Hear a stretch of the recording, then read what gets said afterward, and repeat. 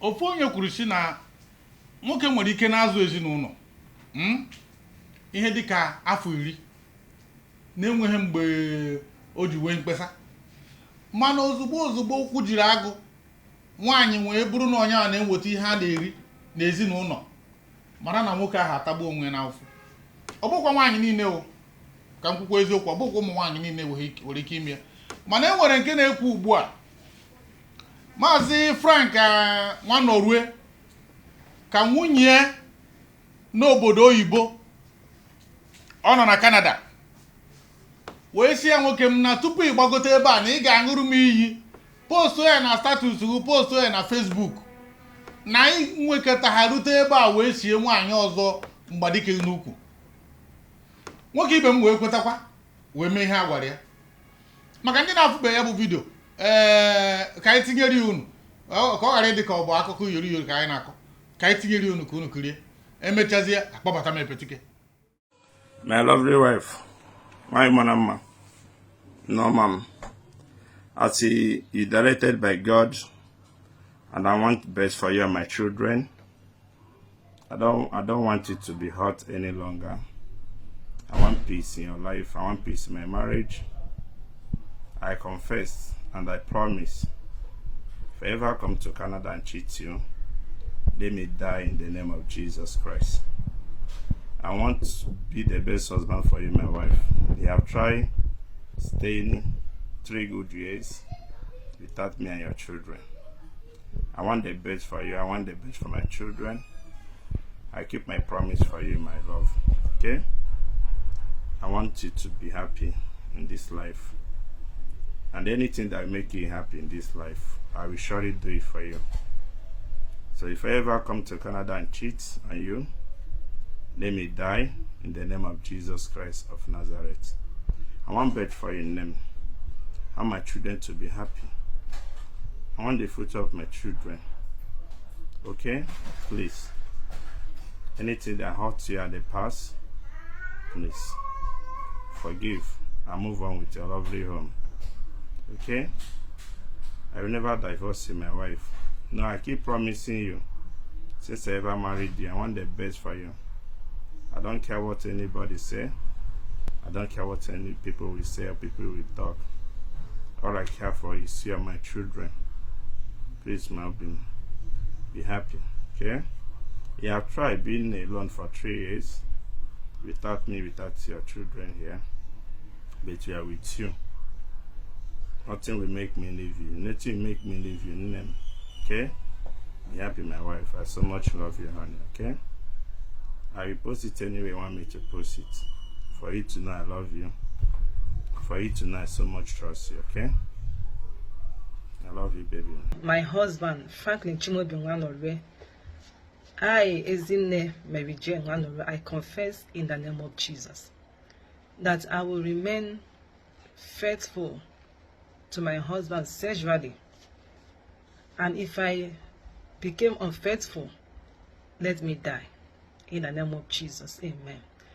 And I also confess that I will continue to be a good wife to my husband and a good mother to our children. And I pray that God help us, give us the grace to build a healthy marriage and a godly home,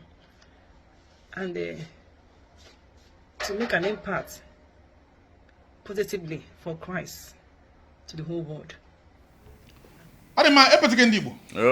Gwumba. Onye nke m nọ. Nọ. Nwoke eteghete. Onye m. Deme. Epetike. Gwumba. Tupu m mee ihe na. Achọrọ m ịjụ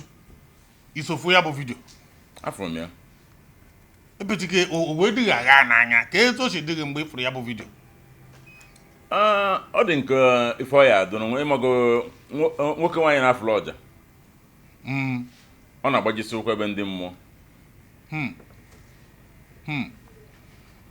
Bụrụ na gịnị mere? Maka na nwoke a na-ekwu maka ife a dịka nwunye kpatara nke a na-eri. Kpatara nwaanyị ji wee sị anya ya ejegodo. Nwaanyị bụ na anya okwucha anya ọ etinye ya na Facebook, tinye ya na status, omebi gosi ya mba ụwa niile. Ọ bụ na nwunye gị na-enye gị nri, ekwekwo na yọọ Chukwu iche ikpe ekpere abalị, isekpụla na isi Chukwu biko ịmara ife enye nwunye m ka onye m biko onye m ka nye nwunye m maka nwoke nwaanyị na-enye nri isi na-abịa aja aja onye nwaanyị a mere ka ọ gwa nwoke na onye nwa dị nchaji n'oge na onye nwe prosesi akwa epetika ka nye kwuru ya ka ofu bụ na nwoke a na-emekwa biznes na trade fair ebe ahụ o nwekwara ihe ọ na-eme kama na ikekwe na etu ọkwa m nọ n'obodo oyibo kịta ọ bụrụ na ikpe na ya ma mme ha na ọ bụkwa na agụụ na-egbu nwoke ụmụ ha na-abanụkwa n'obodo a nọọsị tupu akpọfeta gị obodo oyibo wee na-ajụzi ọ bụziri na n'igwe ka nwaanyị nọ o wee sị ya ga-akpọta ofu onye n'ụwa nwoke na-eme biznes nwoke na-eme biznes nwoke na-eme epetika ịbịakwa nke bụ nwoke na-eme biznes ịbịakwa epetika nwa na mmiri ama m na onye anya ukwu ka ị bụ na ị ga-ha nke a nyere ndụwaf ojide nke nnukwu biko ti na iti ọnụ mmiri nke a olulu half tumbler o buru ja n'aka who send you nye m nke a epetika ịbịawa imebi ha na-ekwu ihe a mmiri nsọ etu ọbụla ọ dị na ka m kwụchegoro ụkwara ifo nkwu ihe m na-ekwu ihe a mmiri nsọ epetika ṅụọ mmiri ka amara ka ị ga-ekwutewe ihe na-abụ n'ukwu ihe a mmiri nsọ ọ bụkwa enwe ihe na-ekwesị a sị m na nwoke nwere ihe ọ na-arụ na nwoke nwere ihe ọ na-eme ọ bụrụ na nwaanyị nọ n'eluigwe kịta asị ya ga-akpọgote di ya ebe o ji obodo oyibo Canada eme etu a ka funefune dị etu a ka ị ka funefune ga-adị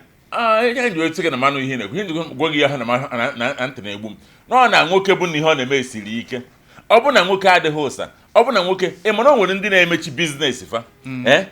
kpụrụ famili ha spend over 20 million naira jebe obodo oyibo sometimes ị na-ajụ ndị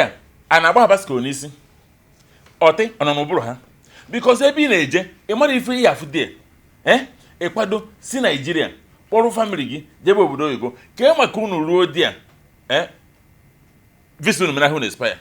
maka ihe na-eje ọ bụrụ sọ nwoke ejelu so ya oluo onwe ka ọsị ka ọ zụrụ chọọ visa ma ọ nụọ nwaanyị nwa akwụkwọ kpọta ndị be ya mana ịkpọ nwunye gị jee unless unu na-emegidezi ego unu hie nedat na legally na enye unu visa anyị mara na-esi ike if not for some reason nwoke isi na onwe nwere shop ya na-aga ọ bụrụ nwere customer nwee base ya eji nwunye esi agbagotebe Canada ọ ya sị nwaanyị nata Naijiria ma ọ bụrụ ejikwa ya nata n'ebe ka njọ nnọọ nwaanyị ọzọ mana anyị nye n'obodo ebe a wee ziga nwunye ya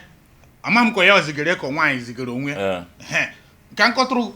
ọ bụrụ na ị gaa na peji ya bụ nwaanyị nke mbụ bụ na enwere etu o si na-ekwu ka onye agbara ọgwụ n'isi maka agaghị m na peji ga kirie ya ihe dịka ịma na ihe ọjọọ na-agaghị ihe dịka ụdị na abalị abụọ na ịtọ o sigo na 1000 something followers na-aga to 5000 followers ọ bịakwa post ya si na Chineke ji ndị iro m wee na-ebu n'ime enu akụọrịa aka ofu ihe m fụrụ ebe ahụ tupu okwuo nke a onyo ya bụ ahụ ọ nyụrụ n'ọnụ bụ na o wepụtara foto ebe ha gbara akwụkwọ wee sị na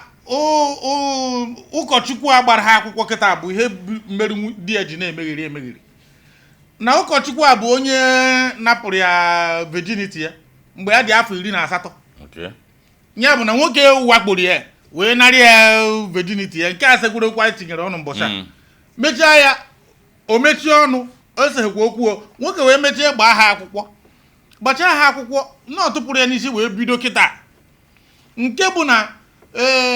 ka ọ bụziri obodo oyibo wee bido deeri ọ na-agakwa Mountain of Fire ya bụ na ọ bụghị onye ị ga-asị na mmụọ ọjọọ dị n'isi ejigoro ihe na-apịa mana ama ụdị nọọtụ bịara pụọ ya n'isi nke bụ obidozi ekwu eribe nke isizi nwoke na iwu ka ọ bụ tupu ịpụta obodo oyibo na Chineke bụ ihe kwurunu na ihe a bụ divine instruction na ọ bụrụ ha na ị chọrọ ịpụ obodo oyibo ịbịa Canada bịa zute ya ebe ya nọ na ị ga-aṅụ iyi irutekwe Canada metụ nwaanyị ọzọ aka ọ bụrụ na ime ya na ị ga-anwụ gị kwuo ya ka akwụkwọ nke ya ha na-abụ wee kwuo ya a na-echezi ka onyenwa bụ embassy Nigeria high commissioner ka ambassador Canadian high commission ga-enye visa ebe ọ bụ na Chineke kwuru ka anyị na-enwe n'anya mgbe nwoke pụrụ ka ha mara ka ọ bụ etu a Chineke kwuru ya nwee kpọtazie ha enyere nwoke a visa enyeghị visa oge nchọghị mana akpara m ka ọha n'isi mana ọ gwara ya ma ihe ome ihe akpara ọha n'isi ụbụrụ adịghị ama kedu ka ekwubeghị ekwu aka kwere nkwa police onye kwere nkwa obido form obido mbe arrest kere ka nwa sisi gị ṅụọ iyi n'iya visa adịbeghị ana beside ịnọ Nigeria eme ọfụma nna gị ka m gwa unu before ọbịa m nuche kwuo m n'ọnụ o nwere mistake ndị be anyị na-eme ịnọkọta na as a man ịkwado kpọkọrọ ndị be gị na unu na-eje obodo oyibo unu na-migrate ụfọdụ to America ụfọdụ to London ụfọdụ to Canada mgbe onye na-adịrị unu izi iwe kpọkọrọ ndị be gị unu apụ at the same time nwoke gee ntị ka nkọwara gị ọfụma o sensi gị fọrọ nwa obere ịbụ n'okwu bụ ka nkọwara gị reason obodo oyibo na-eje nna gị anọghọ na ya nne gị anọghọ na ya nwanna gị anọghọ na ya ha nọgodu ada enye aka n'obodo oyibo maka onwe ke mgbe ya eji bịa ọ bụrụ na onye ahụ jere ọrụ o nwere ofu ezigbo enyi m nwoke ọ na-watch program anya achọjere m ya one day na Los Angeles wee bịaruo mụ na akpachakwolo ọsị m oke m bịara na eche n'airport oru ka m pụtazi n'airport mfe onye bụ kaadị ọ bụla afa ma ọ bụrụ nwaanyị nnekọta ya nekọta mana onye a bụ kaadị m ịba ihe amasị ga ma na sị onye nwesị how manage ka esi nweta desen ọ sị m ya gị nwa na di ya si enye bịa kpọta m nsị isi gịnị ọ sị m na di ya na-ekwu na nwaanyị na Naịjirịa ihe mere bụ m takịrị ogwe mkpagwa m si oke na nsogbu adịghọ ka anyị jee mba afọ ahụ edelu onye nwere idete nwe ya mmadụ n'aka nwoke dị ya wee jewe mba pụọ nsị akwụkwọ na ọbịa ha ọ sị nọ n'ọrụ nọ nọ shift so na before ọ ya gbasa shift nọ na-ehe nsị oke na udo dị wee so anyị lụọ ọ bụ na oji ụmụ ịtọ ụmụ nwaanyị wee echezie obeche alahago m ụla m edina na paul alahụ nke mbụ na-aba part 2 the man land ya wee sị m ihe mbiko m ewe n'iwe na o ji bụrụ na anọ shift na ihe emezi bụ mbiko ka anyị jebeze nsị echerekwuo na o nwere asụsụ nwa kwuru nọọsụ nwunye gị ọsị m ihe ọbụla ka ekọcha ebe ka anyị ruo ụlọ nsị ya mba na ya akọrọ m ihe ebe ọfụma na onye ha m ihe anyị na-ekwu ọsị na ọnwa anyị obodo oyibo eji achọ akwụkwọ nsị ya maka anyị jekwazie n'udo dị so anyị jebe nluo ebie o wesị na onye nweta na akwụkwọ nye wee divorce onye nke a because ya bụ business wee kpọkọta ndị be wee sị one good two good now na eresi ndị ihe a nwoke ịchọ ije obodo oyibo don't move with your family maka one thing bụ na ịpụ alone you will find your footings easier wee kpọkọta ndị be gị ịkpọrọ family gị wee jee ọ bụrụ na ihe eji na akpa bụ cash si wee na $5,000 ọ ma lastịrị ụnụ 1 month maka na ịlụọ ịchọgbu ụnụ ya bụ ụnụ ncha niile nwaanyị wee bụrụ bịa sị gị na anyị etinye ụmụazị n'ụlọ akwụkwọ then wee jee chọọ ma friji ma ihe na-eji ebi ụnụ bifo igochaa ya ijidegoro ụgwọ mana ọ bụ sọ gị nwapụrụ wee jebe obodo oyibo iruo ịchọbagodo akara aka gị chọba ego iwe gị na nwaanyị soro pụọ the time na ihe izi ị mara ebe a na-agba ịhụ na ya taziko na-aba m ka emekesa aba bọs bifo unu melide mmadụ kesi aba tren by then ego gagbadogo ana nwere ka ịchọwa ọrụ ị na-achọ ọrụ ya bụ ihe nye gị chansị ya bụ ije ịbata ka gị na nwunye gị nọdụ mana ọ bụ sọ gị nwa jeru chọta ọrụ frens enyenwu gị aka mana ịkpọ nwaanyị bịa omume frend ya nyere gị aka ihe mere na atụrụ gị aka ebe oyi eje chuno nwaanyị a nọrụgo obodo oyibo weta ihe ndị a niile o nwere ụlọ in fact ofu vidiyo m wọchịrị bụ na enwere agbata obi ya na-ewe okwu agbata obi wee kpọrọ ya ndị uwe ojii o wee na-evidikwa onye uwe ojii na agbata obi ya bịara ebe a na o jiri afa Jizọs na-egbu onye ọbụla now nwaanyị a nọrụgo ebe ahụ ikekwe ọ nọsara mma mụnwa na-efili na ikekwe na konji ejide gị na ngwere etu oyi ihe na-achị wee tụkasịa ya ahụ maka ihe ahụ afọ ite ọnụgoro ya bụ na nwoke ada aga ebe ahụ ka ọ ga bido mewe ihe na ọ na-aga ka ọ ga nọnyere nwunye na ọ bụrụ na enye visa maka a gwara ya sị ya na Chineke kwuru na ọ bụrụ na o kwuo ihe dị etu a mana ajụjụ m bụ ka ezi etu ndị be anyị onye na-emewe ihe ebe a ji wee na-afụ obodo oyibo dịka eluigwe ịkagoro m gị obodo oyibo ọ na-enweghị ndị ogbenye ka ha bụgodo nke anyị na-afụ na fim na nke anyị na-afụ na soshal midia ọ iru ebe ahụ ọka dịka mgbe ahụ anyị niile na-achọ iri ana obi anyị ka anyị wee go obodo oyibo n'ụdị na onye ọbụla gara ya 6 months o bidogo tọnata moto kọtụgodoro anyị nwoke a na-eme ka ọ hapụ ihe niile ọ na-eme na Naịjirịa na Trade Fair Complex ebe a ka ọ nọkwa o ruo ebe ahụ enwere ukwu osisi na-amị ego ọ ga-aga na-abọta ego n'ime onye ndị ofe sị na akpara nwoke ọha n'isi olesa na-agba ọsọ afịa na Trade Fair na onwe shọpụ nke ya maka ọ bụrụ nwere shọpụ nke ya ife ọ na-enweta na Trade Fair dị far bigger, wiser, richer than nke ọ ga-enweta na Canada. Maka gị nwaanyị bụ n'ilu na Canada gị nke ya alụ o nwere ike ọ bụrụ na nwunye ya etu ọ nọsọgoro asọ chọtarị ọrụ na a ga-akpachago ihe a niile maka na onye mere nwoke ji pụta cheru nwaanyị chọtarị gị ọrụ na Canada ma ọ bụ na America ma ọ na Europe chifo n'ụtụtụ ịpụta isi ya good morning itinye good morning ma ba wọ down ọ tụtụrụ n'ihu gị na onye were ekwentị ya kpọọ ndị ahụ hi this my fucking husband is fucking stupid. I want to say it's a sack. He says again, it's an egg. If I say sorry, now when you give a guarantee, again, and I had it. For Obuna, and by say, what am I in? When you give I'm an reason why. You know, Kata, so we only got the hosing. That's the for 3 days. If you can't get all day, you just say for a kitchen. You don't hear that.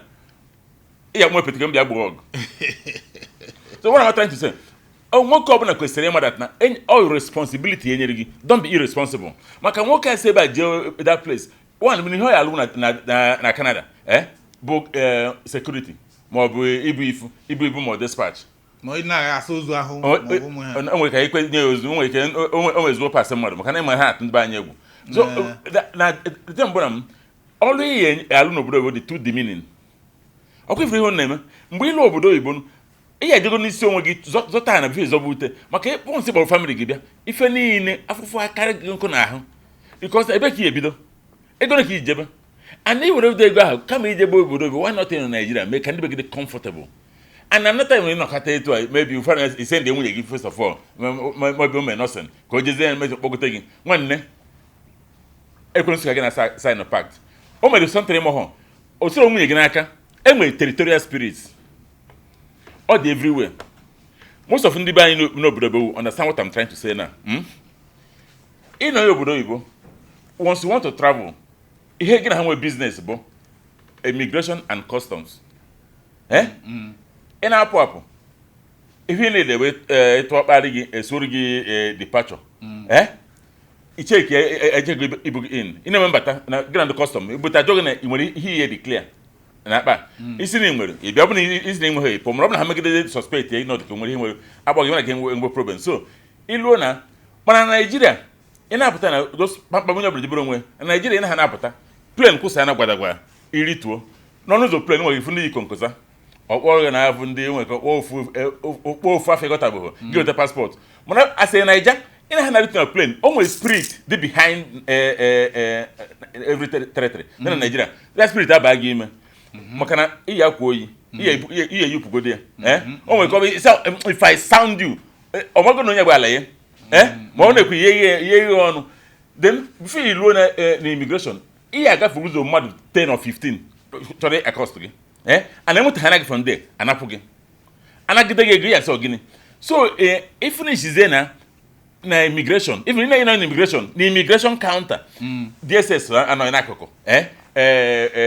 oge police ya nọkwu n'azụ ya NDLEA mana ije obodo oyibo those people unless na apre button ikena me ha suspect apia button and summon them apia kpọrọ gị pụọ mana Nigeria ha cha na n'azụ ebe ahụ so ọ bụ na isi ba move ebeta ha Nigeria spirit abaghị n'ime maka na ịpụ na from airport ma ndị police o ma ndị custom ma ndị ihe nọ n'ụzọ so Nigeria can focus on the inland town. Imam fair number one in every custom na border towns. But Nigeria, custom India siguro kutunu na Nigeria. Ma India ma custom ma even ikpafu. Kampona ta imane na dịka ịga. Ị na dịka mmanwa ịga. Ha na-ekedo ụdọ n'ukwu. Okay. Kampona ta ihe anyị na-ekwu okwu ebe na-achịta azụ na ihe gbasara nwoke a ọnọdụ nwoke a ga-anọ na omekata pụọ obodo Igbo and ọ dị ka a ga-asị na nwoke ahụ na ukwu na ahụ ya nkọ maka ihe megidere nwaanyị anyị mee nta mee imo kwucha ihe niile o kwuru wee sie na a ga-agbaghị iyi na Naịjirịa tupu ị bịawa ebe ahụ wee yi uzuzi afa Chineke wee gwa nwoke na ị ga-ekwete na ị ga-awụ n'aha Jizọs o jikwa aha Jizọs o nwoke nwụcha nke ya nyawa wee kwuo na etu aka Jehova kwuru ebe ahụ ka ọ na-enye m nsogbu maka na ịma ikwu ụkọ ha na-atinye afa Jizọs ọtụtụ ka Jizọs ọ bịara ụwa igbu mmadụ Jizọs abịa ọ bịara ụwa ịzọpụta anyị wee jiri afa Jizọs wee kechie nwaanyị a nwoke ibe m wee na-ehukọ ọnụ mmiri kịta were kwepụ ma kaadị nwoke tinye ndị na-amabụghị ya mbụ wee mara ma fon nọmba ya dị n'ime egwu nwaanyị a bụ na ọ dị ka nwoke a na-amụdị ya nkọ mgbe ya na nwaanyị nọ na Naịjirịa ikekwa ọ bụrụ na ọ na-emezute ọfụma ịma ndị a na-aga ụka na-ekechi isi ịma ha ka owere ukwu nnu ikekwe nwoke nyetụ ndị ebe a nyetụ ndị ebe a ọ na-eso okwu mana ọ rụziere nke kịta na ihe a igbu abịa na ọsụsọ mụnwa nwee na ọ bụrụ na ọ bụ ọsụsọ mụnwa nwee ngwa ghuo iyi kịta na ọ bụrụ epetịka ị ga-aṅụ mmiri nsọ ọzọ na ọ bụrụ na imekọta kpaa uri dị agha Jizọs gbuo ogu n'aha Jizọs etu a ka ha esi gwa nwoke ibe m wee ṅụọ iyi kweta ka e wee kpọpụ ya Kanada ọ bụkwa n'igwe o wee na-echekizi nwaanyị emekọta weta kiya n'igwe kiya ọnụ ụzọ n'igwe ihe ọ ga-eme ma ndị etu onye ọbụla bụ onye iro ị gaa na peji ya fụ na ihe niile bụ ndị iro m na Chineke na-eme nke Chineke na-eme mgba nwee cheke ụdị ihe mkpụrụ a na-akụnyezi anyị nwa n'ime dịka ndị chọọchị maka na eche m na Jizọs bịara ụwa dịka onye ịhụnanya onye udo gbaghara nwanne gị n'anya dịka ịhụrụ onwe gị abịazie kịta na-eme ndị iro jiri afa Jizọs nnukwu mmanya biko na ihe a na-agba mgharị ihe na-eche kịta bụ ọ bụrụ na emechazie enweta ha visa kedu ikekwe Biden ọ bụghị Biden na nwoke emego ihe ọ ga-eme vidiyo ya adịgo n'ihe na etu ọ dị kịta ọ bụrụ na emechaa enweta ha visa ka ezi ihe nwoke ga-agwa ụmụnne ya ọ bụ nwoke a gara nụta nwaanyị a ka nwaanyị a nụtara ihe a ka m chọrọ ịjụ gị na achọrọ m ịjụ ka onye mere gị ibe ọ nwoke ga-eme n'ikekwe ọ bụrụ na o bitere ego n'aka nwaanyị ma ọ bụ na nwunye ya nyere si aja eme maka ọ bụrụ na nwoke kpatara ego ji ego isi nwaanyị a nwa na onye nwe dị enthusiasm isi ebe a hapụ biznes ya jebe Canada maka na ọ hapụ biznes ya nebọs a na-akarị ya customers ya ịma na obodo oyibo nwere etu o si aba n'isi ọ bụkwara na ị chọrọ ịga obodo oyibo o mego m mgbe m siri ọnwụ na m ga-aga obodo oyibo nara ụlọ gara ana m mgbagota ebe a mụ na enyi nwoke from ịga Israel gaa na mbasi mbọchị ahụ ka anyị ka na-akpa nkata ụwọ nga anyị na-arụ na mbasi wee kochara anyị onye Delta steeti uche bụ afịa wee kochara anyị si anyị ka anyị ji na-aga anyị chọrọ ịga ka ugbo n'Israel enyi nwoke si na mmadụ gwara ya na Israel amaka nka esi na nke Israel ọ sị anyị ka anyị gawa Italy ma Belgium ị nwere connection ịmaka onye na anyị ma na ofu ihe bụ na onye ọbụla na-aga obodo oyibo ọ kachasị mgbe ahụ na ihe dịka 1991 onye ọbụla na-aga obodo oyibo mgbe ahụ na-ezochi sọsọ bụ na enyi m nwoke a bụ ihe ma ihe anyị na-eme ndị ọzọ nọ m n'akụkụ ihe ha ma bụ na nna ebugharị faịl nnọkọta mgbe ụfọdụ mpụwa nkwado ọfụma ejiri m ihe nabata bịakwa nọrụ na shọp mgbe ụfọdụ ike agwụ m ime esiti na nke ahụ a wee nye nwoke ego one mgbe ahụ ọsị anyị na everything ga-eri ọkwa 40,000 mgbe ahụ ya na-agwa bụ 1992 ọ sị na everything ga-eri ọ dịka 40,000 ka ọ sị na ọ ga-eri mgbe ahụ a wee nye ya asa ewetagoro 20,000 ka 25,000 a wee gụrụ ego agụnye nwoke a agwa ha ọ gwakwara anyị ya na onwe ya chọkwara ịpụ instead ọ ga-asị anyị na ego ya ezu anyị ji ego mgbe ahụ maka ya ka m retara ego n'ala enyi m nwoke ji nke ya o jikwu nkụ nke ya so ịzara ọ ga-agwa anyị ka anyị mezuori ego ka anyị niile soro pụọ nna enyi m a wee were ego e nyere ya pịa anyị a na-agazi na ya dị ebe obi na Shomoru mgbe ahụ asị na ọ pụkwa na after 2 weeks plus nke ahụ wee gaa anyị si nke ahụ wee zute ofu nwoke n'ime Alaba nwoke si na ihe na asịzi enyi m nwoke ebe ọ bụ na ị ga-agbara gị ngwa ka ị gawa emewezie sọ nke gị enyi m nwoke wee nọrọ ebe ahụ anagide anyị ego na anyị 80-something thousand mgbe ahụ na a na-enye gị student visa na a ga-akwụrụ gị ụgwọ ihe na okpuru akwụkwọ edechara na German language na-egosi anyị ọ nakọta erute ebe ahụ o mewe kọọ ani mana phone adịghị ka kịta omewe call na-asụ Germany na-asụ German megide ihu n'uche na German ka ọ na-asụ amaka m ihe ọ na-asụ the only thing na ama m na ọ bụrụ na ọ na-asụ n'ire nke ndị chọọchị ọ bụrụ na ọ na-eme speaking in tongue aka m ịnụ gị ọ bụrụ na assemblies ma ọ na EFAC ma ihe na so ọ na-asụ ihe nwanne ama asụchi anyị nyegidere ego nye 80-something,000 ịnata nwoke ego a wee bụziri problem a wee mechaa woru ma ndị eke ma ndị ihe niile sori ya moru ma ahịhịọ ma biko ma mba sori ya tinyere anata ya nke a natara ya maka ọ kachara ihe na wee pụta brain ma a na-achịtebeghịkwa azụ mgbe ahụ enwere m ebe a na-akwa akwụ one man wee chi Zimbabwe bata mgbe ahụ si m na mmekọta ụkwụ na Zimbabwe na ụdị akwa nkwarie na mmekọta ụkwụ na ụdị ego m ga-ebute na a na-akwụ ofu trouser na Zimbabwe mgbe ahụ $70 Zimbabwean dollars and that $70 Zimbabwean dollars na iche je ya n'ihe na ọ gba $90 mgbe ahụ ha enwebeghị nsogbu nkwado ekwe ọsị m ga-agote na nkwa ụgwọ Cameroon passport ka ebugharịa ya nkwụ ụgwọ ya ebugharịa ya erotezi m ego na nkwụrụ mgbe ahụ ebugharịa ya nye m ya na anyị na-echezi ka ọ pụọ ọ nakọta ọsị m na ya were na nwunye ya kwesịrị ise ndiri ego mgbe ụfọdụ ụmụ 500 700 nke a na-ekwu bụ na ebe 95 ka o mewogoro ka i wee fụ ihe o tekiri m anyị nọkwa ya o gburugburu wee mechazie ọ bụ ha anaghị isi ọ na-adị ka mmụọ ọjọọ the last one m mechazi sị na m adịghị emezi bụ nke Liberia ozugbo a kwụsịrị ọgụ na Liberia a sị na ndị work finish na a na-enwe a lot of reconstruction nke nkọtara ya one man ọ sị m na etu a na-akpọ gịta ọfụma na nru ha na Liberia kịta na m anafeena na ihe m ga-eme bụ mụ gaa na Assemblies of God ha bunye m gịta mkpọrọ ha one day na ndị brothers niile n'ebe ahụ ma ekpere ma ebumọnụ ma ihe niile a ga-eji akwado m na mma na nsi Liberia mgbe ihe na m apụghị Amerịka na ndị Liberia na ha na Amerịka wee kweta nna esi m ebe a gaa papa asị m na ship eji apụ bụ 5,000 naira and then you go 5,000 na ship bụ 5,000 ọ bụkwara obere ka m kwụọ ụgwọ mgbe ahụ nsi mba ebe ọ bụ na asị na ọ na-apụ 2 weeks ka nchetụrụ small ncheruturu ọ bụrụ na ka m wee kwado nsị asị na ọ na-apụ every month nsi oke oru next month nna ya ka nna achịtara azọ ọ bụrụ na Chineke zọrọ maka mmadụ ịtọ bụ ndị be anyị ndị vileji m anyị niile nọ mgbe ahụ onye ọbụla na-ezughị ibe ya mmadụ ịtọ ahụ pụrụ so ofu ship ahụ n'ime ship ka ha nọzifu onwe ha nna mgbe ha mechaziri nata ịfụ ka ha dị onye nke ọzọ onye nke si desert mmadụ na-abụ ndị nke ọzọ si na ha dị lọdụ agụụ mekọtara ihe ndị ekomog maka eruru ebe ọha ọ bụrụ na ndị Liberia kpọrọ ndị Naijiria asị dịka kpọdaruo ha na maka na ha belivuru nọ Naijiria na ịma ndị Nigerian soldiers na-ezu oche ebe ahụ onye ndị soja nọ ebe ahụ na-ezute ihe na-ese ndị na-ezute ihe na-ese ndị so ndị obodo ahụ kpọrọ ndị Naijiria asị mmadụ abụwezi m na ọ na-abụghị ndị ekomọgụ na ha anwụcha na de maka enwe ụzọ ị ga-eji na enweghị ihe ọbụla dị ebe ahụ a na-eme na amagodo ebe a nụrụ ọgụ eze ma ọ na iwetara ego gote tegzi na-agba tegzi ebe ahụ onye maara aya tegzi onye ma ị na-aya tegzi ebe ị na-amaghị so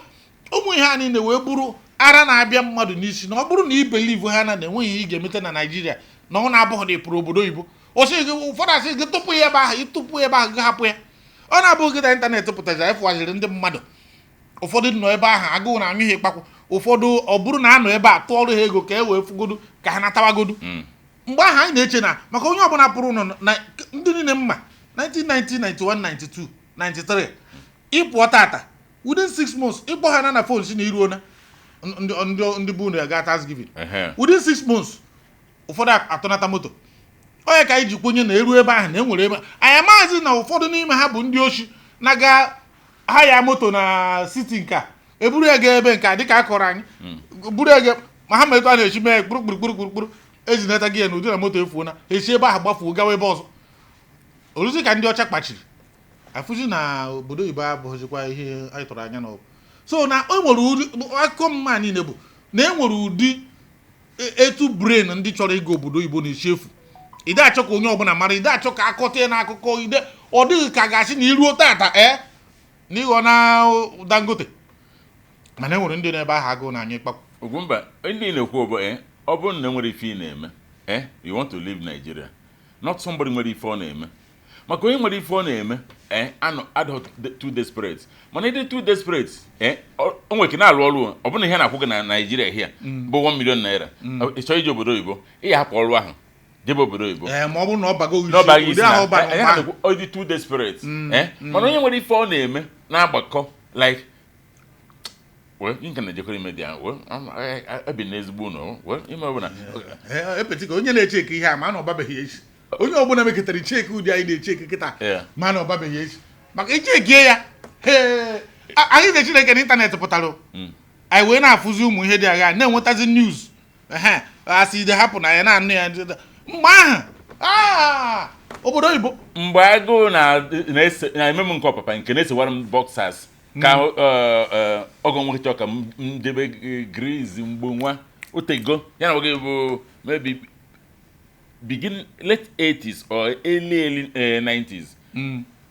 onye mere ego mgbe a na-achọ obodo nwere free visa either Greece or Cyprus wee luo ụmụ bọs nọcha ebe ahụ onye na-ete ego tiketi ife izi njụrụ ha that place bụ na eluo ka ebe mmadụ ya nọ edebe tiketi m onye ha sị m ka e gbasara ya nọ ihe na-ele bụ tiketi nwekwa dị mọnụ tigoro ya n'akpa jụọ ndị nọ n'akụ onye ọbụla sị mgbe eluola ebe ahụ na go to the bridge will cross it ibe izi njụrụ onwe m ebe na m amụghị ebe m na-eje nluo kịta eziokwu na free visa mbata that place ebe ka m ebido kere taa mma ya bụ site mmasị m chọrọ ije wee rimon chigha azụ luo na nke ọgọ nwoke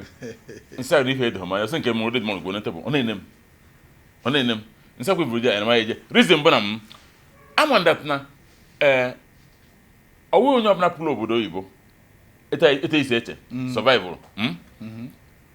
ije dị simple a na-enugu ọ na-ahụ gị n'ọkụ na iru ha nakịta ebe igbuo ozu iru na ozu nweke gbuo gị mana ihe onye anaghị ama bụ dat na atọfụ mmadụ 10 jere obodo oyibo so mma nabakara na rekọd ya ụfọdụ nwere ike ụfọdụ nọ n'ime ụfọdụ nọ na street ụfọdụ afụbụghị n'iri ya ụfọdụ n'ime Nigerians chere elu obodo obi azụba ọgwụ family policy behind ịzụ ọgwụ n'irigodo safe ebigodo kpụọ nke ya kpụ n'ọnụ o nwere ike ọgwụ niile ihe ọkụ afta etichara gị fon introduce gị o nwere ike eje asị gị zụọ ọgwụ i wee baa n'ịzụ ọgwụ ahụ ledi fesa ahụ elechacha ya risk nne dị na ndị bendi ndị Naijiria kwa n'ebe ahụ ewere mma maka sị ahụ naraghị ego ha elete nna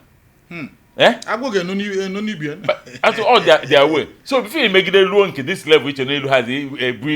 nkata ọgwụ ma ọ bụ ndị ote ọ nzuzu ka ndị be anyị na-eme mana fa agwagị on time so ụfọdụ na-apụ datin na elu ha n'obodo oyibo ewu ozu ha echegizi atọfụ mmadụ 50 ihe na-achọ okigbo na anyị ka egbuo n'ozu na Tony natara nne ya moto na-alụ ụlọ na ife anyị mmadụ ịtọ mana ichefu na each flight for Nigeria peka mpe n'obu mmadụ 80 na-eje sampa ife mmadụ na-survive na ya so the thing bụ na nwanne anyị nwoke mana ka kesi ka eji atụzi ha nụ nwanne anyị nwoke a si na o nwere shop na trade fair bụ nnọọ nya nwe shop ahụ na ọ ha agba ọsọ afịa wee na-aṅụ iyi niile na ojekwa Canada ana nwe nwantara nwe ha n'obodo oyibo o nwere ike isebakunie ịnụbụ nwaanyị anyị dị tamin n'ilu obodo oyibo ike na-apụ nne mma anụghị unekwe were nga iwe n'aka iru obodo oyibo kwa ọ bụ na the only person ya bata rescue bụ nwaanyị nke nwaanyị nọ n'ụlọ ga-aghọta fa ha aghọta mana ndị be anyị na Nigeria nwere ike na egwe na kwifere onye ọcha na-abịa next week n'ọkwa onye nọ n'obodo oyibo na nke iji akwa na onye akwụkwọ ndị ji akpata ego ya biko ọbụkwa na ya gbanyụ ọkụ na nsogbu adịghị o nwere ike o kweta nya bebe na onye ka eji anata ego n'ọhịa na 5 days ikezi nwaanyị abatara that day kpọọ ya kia mee go and get me water to bath oje tirie oru n'abalị gị na nwaanyị anakpuonu nkekwa na nwaanyị onye acha meti mkpu na na-ese ibo nke ime nke ọza otu echi n'ezi onye ọcha apụta nwaanyị ngozi chenji ihu onye ọcha na-ajụzi ihe emume dị a o nwere ihe ọjọọ ọsị na you are the maid tụgbo nkweghị ebe ahụ ozugbo ị mana trọbụl adịghị ebụọ gị na onye ọcha ya na-ese okwu gị na nke Naịjirịa na-ese okwu ị nọzi in between ikekwe onye ọcha nwere ike were m akwụkwọ ozugbo maka ọrụ ha na ọ bụ na dịse ndịrị gị ahịa ịnọghị ere mana nke ha gwụna ọ bụrụ na onye nwa ji visa gị n'obodo biro visa ya nwụọna so ndị be anyị should look into before you take a risk in a take tụmadụ nwoke na-eje Canada with isue ruo Canada let me tell you makwa na o nwere ifu na amụghọ ịṅụ iyi dị ụzọ na-abụọ o nwere ikite ike isi iyi na ọ bụrụkwa na nle nwaanyị ọzọ anya iyi gbuo m iyi amọrọ na ihe imi na ụbụ irigoro nwaanyị ọzọ o nwere ike ịpọ nne nwaanyị ọzọ anya iyi will not translate it that way maka na their own language and own the different mba ịma na nke ya bụ na o kwuru ya gbuo ya n'aha Jizọs and Jizọs ghọtara Jizọs makwa na nwoke bụ na ikekwe na-eburugo ụbụrụ ya na-eburugo brain box ya ka o ji na-ekwu ya nke ya nwụọ n'aha Jizọs ọ bụkwa ka ya dị n'aha Jizọs ya Jizọs nwetara ndụ bịa n'ụwa ka ị na-asị ya hapụ ndụ ahụ ji ya hapụ ndị o wetara ya nyeghị ọnwụ na ọ bụrụ na imekata sụchara ihe onye ọzọ ị makwara na ị na-esucha na Naịjirịa esucha nke dị egwu maka iri egwusi ị ga-eri ọgbụnụ ịnọkọta mbọsị ụfọdụ ọ bụrụ onugbu gụrụ ana ọ marịgo gị ahụ na Naịjirịa i wee kweta nkịta nwaanyị zụrụ na-ata akwa badly do ihe ndị kwute nke a abụrụ maka onye kwu n'afọ Jizọs ana mekwu generally maka ndị na-adọ ya eje aṅụ iyi ma ọ bụ eje ewera ebedike mana gị na-arụcha ọma iji wee mara na ọ da aghọta ihe a na-ekwu gị na-arụcha ọma ịmarụ gị ebetike amana ịkọwarụgo maka nkọwarị ya aghọta isi ya ebunu ya isi m egbu ha mmekọta omewe ihe na-aga nwe panadol ya aghọta ọ kara ego so mara ihe na-achịgwa gị dat na ha na-ekwe ka okwu too ụtọ ịma na ebe n'ime obi ị agwa ụmụazị eziokwu maka na ihe ndị a na-agba ife a bụ ndị chọrọ ịma tomorrow ọ baghịrị ịchọ okwu mma ka ha mara ebe ha na-eje so na ụmụnna ịchọ ime travel nke obodo ebe a na-atọ n'ugwu unless na o nwere ozi ife ị na-eme na Nigeria and ịchọ ime travel don't move with your family kama ilo that place chọta ana doro ya dat na nwunye gị na family gị bịa na-enye nwe ha nne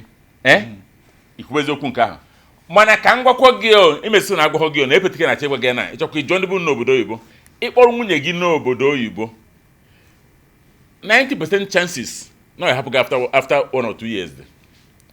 maka na enwere territorial demons etozu nwere na Nigeria datem bịa ha na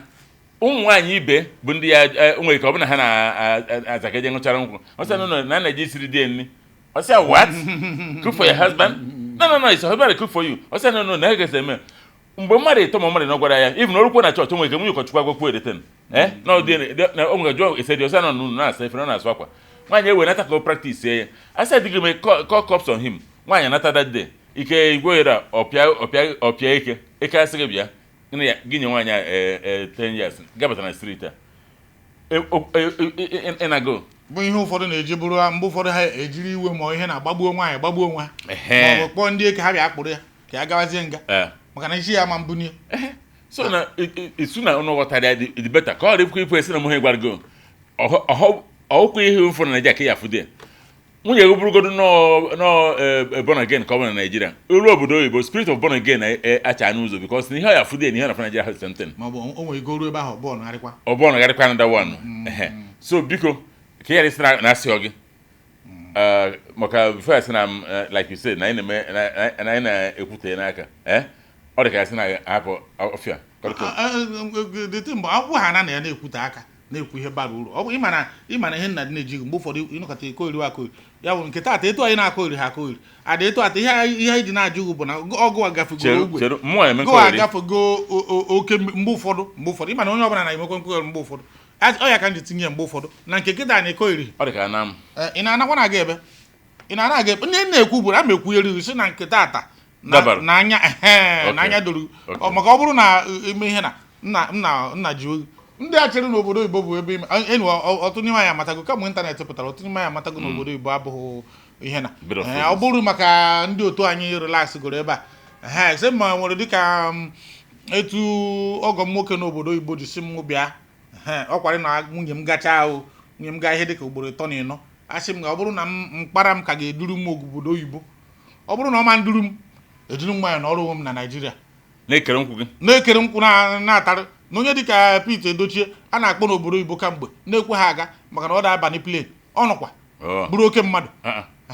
kama ya anyị na-anọrọ ebe a na Chineke kere m ka eme onye Igbo tinye m na Naijiria amago na isi ga-aka m aka ibu n'ihe ọbụla na Naijiria ihe ọbụla ihe emegoro mmeruo ya kịta mana ọkwụfụrụ nwoke a akụkọ a ka ga-enwe part 2 adịghị ama ọkwụfụrụ akụkọ a ọ ga-enwe part 2 maka ọ bụrụ na iweta visa bụ nke part 2 ya ọ bụziri na eruo ebe ahụ maka ọ na-atọ nwaanyị ụtọ itinye ihe ọbụla ha mere nwere ike kịta na eruo ọsị esekwara bọngị ihe dị egwu tata na nke abalị a atọka praise the Lord nwunye di ya wee mee nke a mee nke a mana ndecha nwaanyị ahụ anya na ụmụ ihe vidiyo nụ odo ụmụ anya na konjiji ya ọ chọrọ ka nwoke agbagotekwa maka afọ ite abụghị obere ihe na onye riwegoro mana ọnụ riwegoro adịgo committed ya wepụta ike ọ dị m ka anyị ga-apịachi ọnọdụ a mana onye mara asụ ya sụọ n'ikwe ọ bụrụ na eme ha asụ osubigodo ụkwụ ka o wee nyere gị aka na ịmụta etu echi asụ maka ọ bụrụ na ị na-aya moto iji amụbeghị keke ma ọ bụ ọkada ịmụtabeghị ya so n'ikwu chere maka konji na-ekwu ndị be anyị ka nkawakwala ụnụ like ụmụ okorobịa na ụmụ nwaanyị ịlụkwa obodo oyibo iche na iru ha n'obodo oyibo ebido efu nwoke ma nwaanyị ịbụrụ nwaanyị nwere ike ị n'obodo oyibo na ọ ya ahụ nọ nwoke adịgobeghị enu ịma reason that man iche na ọya gị na ya dị mma na ya bụ na time o ji eje ọrụ maka ụfọdụ na-eje ụzọ ọrụ ịtọ o nwere ka o si from supermarket ebe ọ na-eche nche pụta maka ihe na-arụkọta ụmụ ọrụ dị agha ike o jee ebe ọ na-arụ na freezer na cold room ọ na-amakwa kpekpekpekpekpe ọ na-abata o jee ebe ọ na-eche nche mana gị ma nwere ike ana ọrụ na ha adababa o nwere ka ọbụsọ weekend ka eji enwefe weekend ọ sụọ akwa ya sie nne eti na freezer a eri throughout the week wee lahụ ụlọ lahụ na 5 or 6 days fọrọ afọ etu ọ dị nwoke ka ọ dị nwaanyị di na nwunye biri n'ụlọ di na nwunye biri n'ụlọ chifo na ụtụ nwaanyị ejebe ọrụ nwoke ejebe ọrụ maka ọbụsọ nwoke na-eje ọrụ ọ ya anwụ n'oge erughị maka ya kwụ mbi osidebe ahụ o nwere ike nwaanyị rụọ morning ohe meghere nyu ka ọ nata ndị ụmụazị anya nwoke arụọ afternoon shift so nwoke na-abata gba ka o dobe akpa ya nwaanyị eburu akpa ya pụọ o nwere ike nwunye gị na-abi n'ụlọ for 1 month ịma ọkọrọpa ntị ya ị na-ekwu dabụrụze nke iso ibon gị reason bụ that na timing fa na nke anya bụrụ the same thing because na iroba ka ya fụdat na ọrụ dị n'elu dị na nwunye a na o nwere mgbe aka ya bụ imezie nwa nwaanyị ike onye nọgidesi n'ojigo nwaanyị eze m ọgbọ gị polisi na ire pụrụ ya ana m anụkwa na ihe ahụ na-eme n'obodo Igbo mana nwunye gị akpọrọ gị eke si na ire pụrụ ya na ọ chọghị ime na ịmara magoro ịkwụrụ ụgwọ ya mara na Naijiria ka na-emere na nwunye nke ewu nchọghị inye m nwaanyị sịrọ dị nke ewu na mgbe ọ bụla o ji ogu m inye m ya mana n'obodo ebe ọ dịghị etu ahụ so biko nụ bifo ị na-eme ihe ị na-eme uche gị dị ya na-ene ọfụma o mee nke ị chọrọ ime edoghị anya jee na comment section anyị ọ bịa n'inbox na Ugwumba jụọ anyị the question ka anyị kpaa private ekenekwe m ụnụ onye m Ugwumba tata amaka otu fọ ya bụrụ na anyị emeghị ihe kama na nesa nkwụ ya enye m maka nkwụ na-adị mma na ahụhọ mmiri etu anyị na-aṅụ mmiri mgbe ụfọdụ na-ekwu ihe na etu anyị chere tata ihe ha epụta mgbe niile na-akụ m ọnụ egotara mmiri bunye kịta na ị na-aha aṅụ ya ka mmiri nsọ ị ga-adịgoro na hapụ na ka e nyere ya enye tupu enye ọzọ biko ọkwa na ịchọ mmiri a Ugwumba wọta ọ ga-ahapụta mgbe na-adịghị anya adịkwa ama nke a bụ mmiri nsọ ọ bụkwa nke Fada Mbaka nke a bụ mmiri nsọ adịkwa ama ka emesịa